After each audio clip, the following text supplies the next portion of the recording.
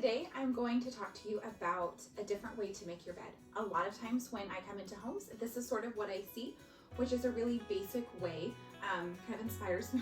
It reminds me of a hotel inspired bed, covers all the way up, stack the pillows. It's definitely made, but it's not pretty. It's not really super artistic. So I have prepped the bed a little bit so I have less dragging around to do. But the first thing we're going to do is take your top layer, your comforter, and pull it back. What this does is it shows that we have this quilt underneath and it gives us layers. So I'm going to come over to this side and I'm just going to kind of keep fluffing. All right, so now that we have this, what we're looking for, is to have a little bit of the quilt under, so that we have a dark quilt in this case, and then the duvet here pulled back about a third of the way. And it just creates a little bit of lift and fluffiness.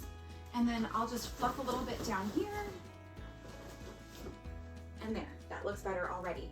And so what this has done is it creates contrast. The next step is to sort of fix the pillows.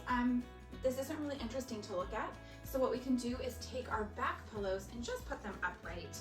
I like to take a second. You can tell I didn't iron my pillowcases. This is real life, guys. But just kind of wipe them out a little bit so they look a little neater. Pull up at the corners. We'll do the other side too.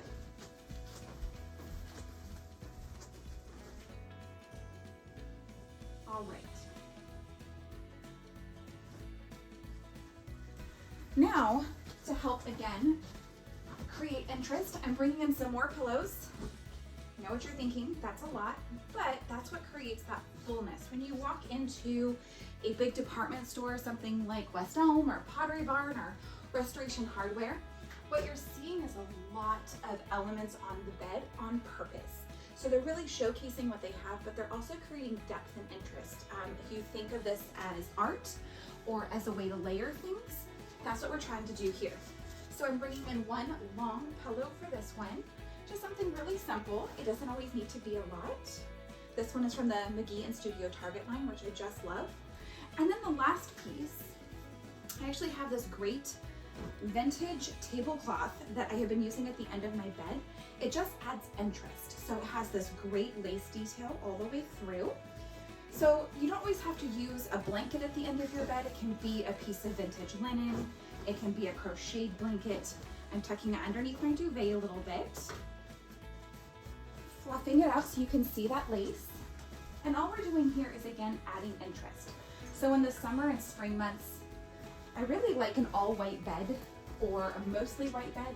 And that can get boring really quickly because there's not a lot going on. So by adding different textures, we're creating some interest and creating